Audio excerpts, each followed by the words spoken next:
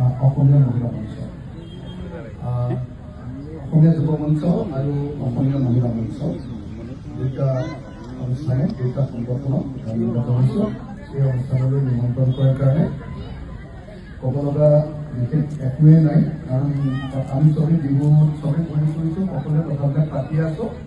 কেৱল তেখেতসকলে আমাক ইয়ালৈ নিমন্ত্ৰণ কৰি অনাৰ কাৰণে মই সকলো আমাৰ যিসকলক আজি সম্বৰ্ধনা জনাইছোঁ সকলোৰে হৈ তেখেতসকলক ধন্যবাদ জনাইছোঁ আৰু কৃতজ্ঞতা জনাইছোঁ।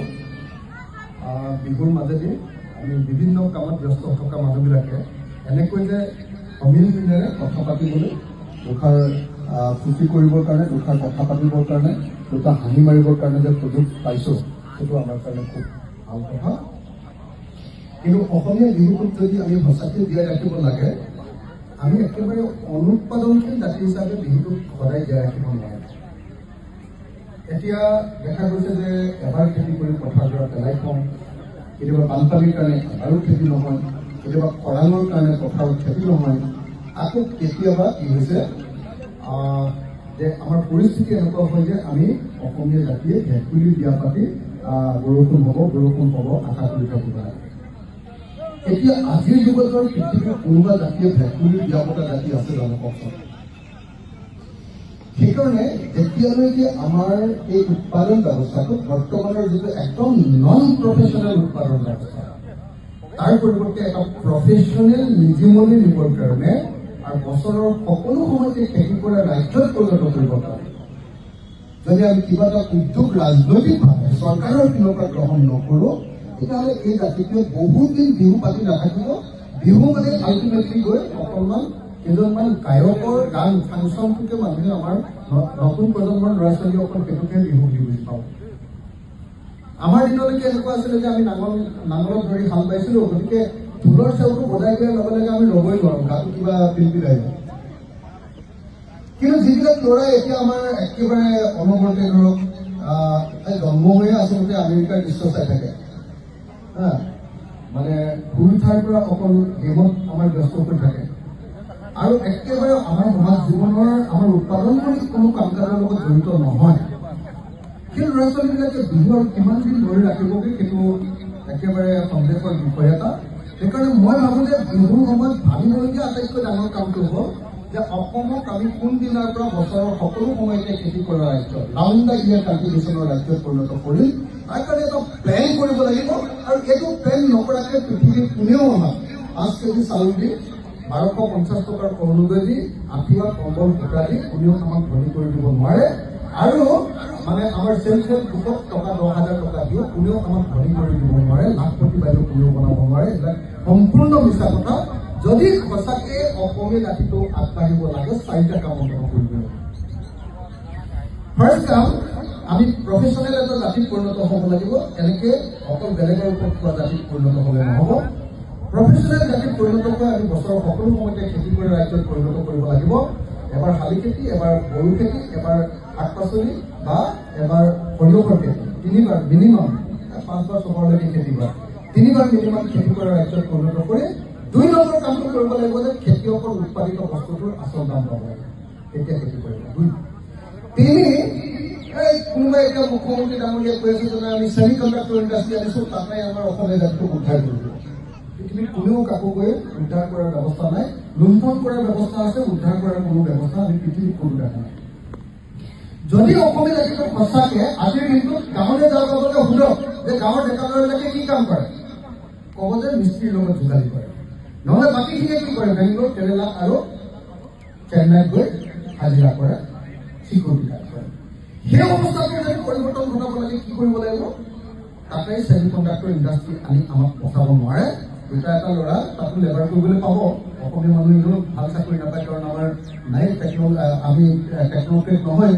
গতিকে যদি সঁচাকৈ বচাব লাগে, গাঁৱে গাঁৱে উদ্যোগ, যি গাঁৱত যি বস্তু আছে তাক লৈ সৰু সৰু উদ্যোগ, সেইটো আপোনাৰ ভীমকলৰ পৰা আপোনাৰ বেবী ফুডো হ'ব পাৰে, সেইটো আপোনাৰ কৰ্দৈৰ পৰা চৰ্বতো হ'ব পাৰে, অথবা বেলফৈৰ পৰা মানে জলফাইৰ পৰা আচাৰো হ'ব পাৰে, বা আমাৰ কাপোৰো হ'ব পাৰে, কাপোৰ ইণ্ডাষ্ট্ৰীও হ'ব পাৰে, যিকোনো ধৰণৰ ইণ্ডাষ্ট্ৰী।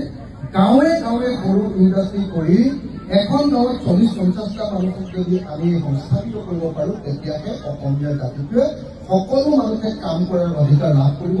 নহ'লে সদায় 400 জাতি আৰু 1250 টকীয়া অৰুণোদয় জাতিৰ বাহিৰে এই জাতিটোৰ আৰু আৰু চতুৰ্থ, কিন্তু আটাইতকৈ এটা গুৰুত্বপূৰ্ণ কামটো হ'ল আমাৰ মানুহে বজাৰলৈ বস্তু বিক্ৰী কৰিবলৈ দিব লাগে। আমি চব কিনিবলৈ যাওঁ, আমি কনজিউমাৰ, আনৰ পৰা কিনো। মই যে এই চুৰিয়াখন কিনি আনিছোঁ আমাজনত, এই যে পাঞ্জাবী চাৰ্টটো কিনি আনিছোঁ ফ্লিপকাৰ্টত। তাৰমানে কি, আমেৰিকাৰ আটাইতকৈ ধনী মানুহটোক মই এই বেপাৰটোৰ কাৰণে পইচা দিলোঁ, চীনৰ আটাইতকৈ ধনী কোম্পানীটোক মই ইয়াৰ কাৰণে পইচা দিলোঁ। যদি মই চীনৰ কোম্পানী আৰু আমেৰিকান কোম্পানীকে পইচা দিলোঁ, তেতিয়াহ'লে আমাৰ এই যে ব্যৱসায় কৰা দোকানীবিলাকে মাটি মাৰি থাকিব লাগিব। অনলাইনে আমাৰ ব্যৱসায় কমপ্লিট খতম কৰি পেলালে। এই ব্যৱস্থাটোক লৈ যদি জাতিয়ে নাভাবে, চৰকাৰে যদি নাভাবে, তাৰপিছত এনে ফটোৱা কথা পাতি থাকি লাভ হয়। এই পৃথিৱীতে একটা বেলেগ কথা পাতি থাকি লাভ। দ্বিতীয় বজাৰখন আমাৰ গোটেই শিৱসাগৰতে যাওকচোন, কোন মানুহে আজি শিৱসাগৰৰ পৰা সৰু দোকান এখনৰ পৰা প্ৰস্তাৱ দিলে চব শ্বপিং মললৈ যায়। শ্বপিং মল কাৰ? ৰিলায়েন্স ট্ৰেণ্ডৰ, ভাৰতৰ আটাইতকৈ ধনী মানুহ, টাটা কোম্পানীৰ আৰু বিশাল। ভাৰতৰ আটাইতকৈ ধনী মানুহকেইটাক নেক্সট পইচাটো দি দিলোঁ। আৰু থাৰ্ড পইচাটো কাৰ? থাৰ্ড পইচাটো অসমত বসবাস কৰা মাৰোৱাৰী সম্প্ৰদায়ৰ হৈছে। যদি তিনিওটা বিজনেছে আমাৰ অসমৰ মানুহৰ কাৰো হাতত নাই, আমি খালি কিনিবলৈ যাওঁ আৰু আমাৰ উৎপাদনো নাই পইচা ইনকাম কৰা, অকল অৰুণোদয় পাওঁ, সেইটো জাতিৰ কি ভৱিষ্যত আছে আপোনালোকে নিজে ভাবক। গতিকে এই জাতিৰ যদি ভৱিষ্যত বদলাব লাগে, 4টা কাম কৰিবই লাগিব। মই আকৌ ৰিপিট কৰি দিছোঁ। নাম্বাৰ 1, অসমক প্ৰফেচনেল জাতি পৰিণত কৰিব লাগে প্ৰত্যেকজন অসমীয়াক, আৰু প্ৰত্যেকজন অসমীয়াই বছৰৰ সকলো সময়তে খেতিয়কবিলাকে খেতি কৰিব লাগে। গাঁও জাতীয় খেতিয়কে উৎপাদন কৰা বস্তুবিলাকৰ আচল দাম পাব লাগে। এনেই বিলাহী উৎপাদন কৰিলে 5 টকা খৰচ হৈ গ'ল, 1 কেজি বিক্ৰী কৰিব লাগে 2 টকা, কোনে খেতি নকৰে, এইটো ব্যৱস্থা কৰি দিব লাগিব। 2, 3 নম্বৰ, গাঁৱে গাঁৱে ক্ষুদ্ৰ উদ্যোগ MSME কৰি অসমৰ কোনো নিবনুৱা যাতে নাথাকে, কোনেও যাতে চিকিউৰিটি গাৰ্ড কৰিবৰ কাৰণে বেংগলৰলৈ যাব নালাগে, গাঁৱতে যাতে কাম কৰে, সন্মান হ'ব পাৰে, নিজৰ পৰিয়াল ৰাখিব পাৰে, ল'ৰা ছোৱালী পঢ়িব পাৰে, তাৰ ব্যৱস্থা কৰিব পাৰে। 3 আৰু 4, ব্যৱসায়টো কাহানি বাই কৈ গৈছিল অধিকাৰীয়ে, পথাৰ আৰু বজাৰ যি জাতিৰ হাতত নাই সেই জাতিৰ কোনো ভৱিষ্যত। গতিকে পথাৰ আৰু বজাৰ, এই বজাৰখন আমি আমাৰ হাতলৈ আনিব লাগিব। এই 4টা কাম যদি নকৰে, তেতিয়াহ'লে সূতা দিলেও কাম নহ'ব, আঁঠুৱা দিলেও কাম নহ'ব, তাৰপিছত মোমাই হেৰি দিলেও কাম নহ'ব, কি কয় অৰুণোদয় দিলেও কাম নহ'ব, 10,000 টকীয়া আপোনাৰ কি কয় আপোনাৰ লাখপতি বাইদেউ বনাবলৈ পইচা দিলেও কাম নহ'ব। এই জাতিৰ কোনো ভৱিষ্যত নাই। ভেকুলী বিয়া পাতি আমাৰ জীৱন গুচি যাব। আমাৰ জীৱনলৈকেতো ভেকুলী বিয়াই পাতি লাগিব, আমাৰ ল'ৰাই পাতিব লাগিব, আমাৰ নাতিও পাতিব লাগিব, আৰু এই জাতিৰ সদায় দুখীয়া হৈ থাকিব লাগিব, বেলেগৰ ওপৰত নিৰ্ভৰশীল হৈ 5 কেজি চাউলৰ কাৰণে হাহাকাৰ কৰি থাকিব। সেইকাৰণে জাতিৰ ভৱিষ্যত বদলাবৰ কাৰণে মই ভাবোঁ যে বিহুৰ সময়ত আমি সকলোৱে কথাখিনি ভাবিব লাগে। যেতিয়া তেনেকুৱা লিডাৰ অসমত জন্ম হ'ব, তেনেকুৱা পাৰ্টিৰ জন্ম হ'ব, যি জাতিটোক এই ধৰণে আগবঢ়াই দিব পাৰিব, তেতিয়াহে অসমীয়া জাতিৰ ভৱিষ্যত হ'ব। নহ'লে টিভি ৰেডিঅ' চাই, বাতৰি কাগজ চাই এই ফটোৱা কথাবিলাক শুনি শুনি অসমীয়া জাতি অৰ্থপূৰণে যাব। গতিকে বিহুত মই ভাবোঁ যে এই কথাবিলাক ভাবিব লাগিব, আমি আগুৱাই যাব লাগিব, কামৰ কাৰণে আগবাঢ়ি যাব লাগিব।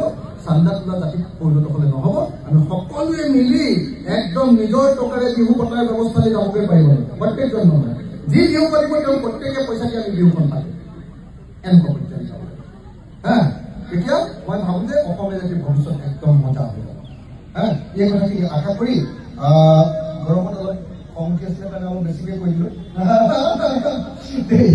সকলোকে নমস্কাৰ জনাইছোঁ, আৰু যিসকলে শুনিলে কাম কাজ কৰি থকাৰ মাজতে এই কথাখিনি শুনিলে তেখেতসকলক ধন্যবাদ জনাইছোঁ। আৰু সকলোকে মই আকৌ এবাৰ অসমীয়া যুৱ মঞ্চ, অসমীয়া মহিলা মঞ্চ, জয়সাগৰ আঞ্চলিক সমিতি আৰু ৰংপুৰবাসী ৰাইজক সকলোকে ধন্যবাদ জনালোঁ। ধন্যবাদ, জয় সাগৰ।